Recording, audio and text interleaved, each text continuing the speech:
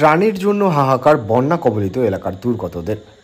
জলপাইগুড়ি সদর ব্লকের বোয়ালমারি নন্দরপুর গ্রাম পঞ্চায়েতের তিস্তা নদী সংলগ্ন এলাকার ঘটনা। বিগত দুদিনের লাগাতার ভারী বর্ষণে প্লাবিত হয়েছে ওই গ্রাম পঞ্চায়েতের রায়পাড়া, প্রসন্ননগর সহ বহিরচর সহ সংলগ্ন এলাকার কয়েকটি গ্রাম। পরিস্থিতির খবর পেয়ে এলাকায় ছুটে আসেন জলপাইগুড়ি বিধানসভার বিধায়ক প্রদীপ কুমার বর্মা, তৃণমূলের ব্লক কমিটির সভাপতি নির্মল রায় সহ অন্যান্যরা।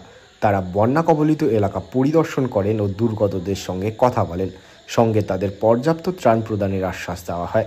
তারপরে গ্রাম পঞ্চায়েতের তরফে তাদের ত্রাণ দেওয়া হলেও তা নিয়ে সন্তুষ্ট নয় দুর্গতরা।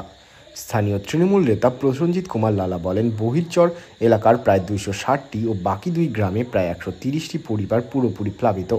বর্তমানে তারা গৃহহীন অবস্থায় রয়েছেন। তাদের রান্নার কোনো উপায় নেই। পর্যাপ্ত ত্রাণ না পেয়ে তারা সমস্যায় রয়েছে।